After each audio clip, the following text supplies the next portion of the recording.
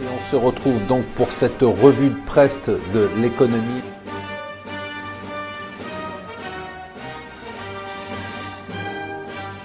Bonjour et bienvenue sur Mon Financier pour la revue de presse de l'Écho. Nous sommes le mardi 14 mars. Ce qui se prépare dans les coulisses, c'est le G20 des ministres des Finances et des banquiers centraux qui aura lieu en fin de semaine à Berlin. Ça se prépare parce qu'on a une crainte, c'est bien évidemment le protectionnisme américain. Alors c'est passionnant ce qui se passe en ce moment, parce que globalement, vous vous rappelez, Donald Trump avait dit attention, moi je vais mettre des droits de douane, je vais accuser la Chine d'être un manipulateur de monnaie, je vais limiter les importations. Et puis pour l'instant, il n'a rien fait. Il prépare même un sommet avec le dirigeant chinois pour le mois d'avril.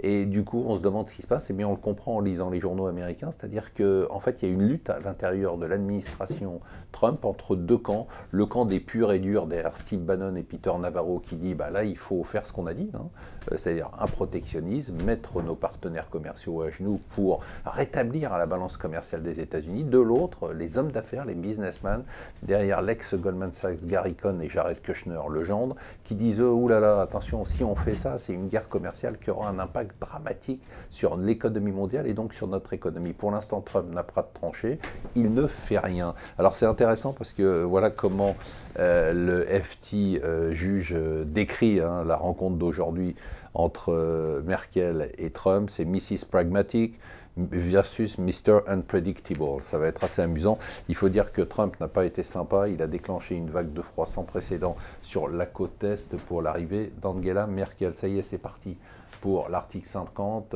Theresa May a les mains libres. Dès aujourd'hui, elle peut déclencher la sortie, donc le début des négociations pour la sortie du Brexit. Du coup, le jour où ça s'est produit, eh bien, le Premier ministre d'Écosse a dit nous, on veut un nouveau référendum sur l'indépendance. Elle veut ça avant la mi-2019.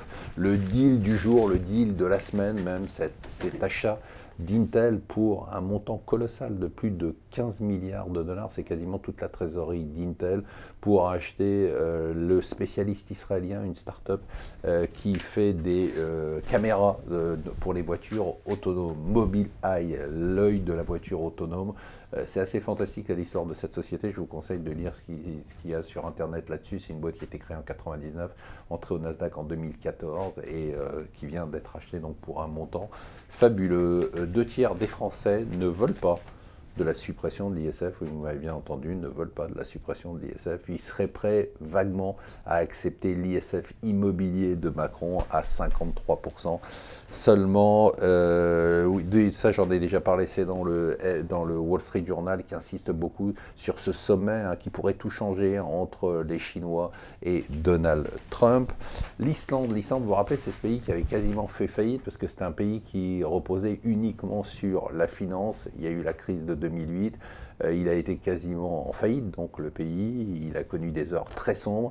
Eh bien, ça y est, la dernière étape de cette crise est terminée. Il a levé aujourd'hui le contrôle des capitaux et on peut comprendre pourquoi il l'a fait, puisque la croissance du pays a pris 7,2% l'année dernière, grâce au fait que notamment le tourisme est devenu la première source du pays, de recettes du pays devant la finance, et que d'autre part les exportations cartonnent avec la baisse qu'il y a eu depuis quelques années sur la couronne islandaise.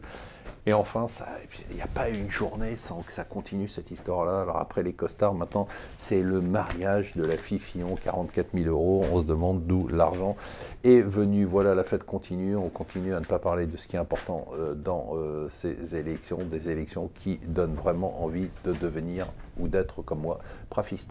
Voilà, je vous souhaite une bonne journée.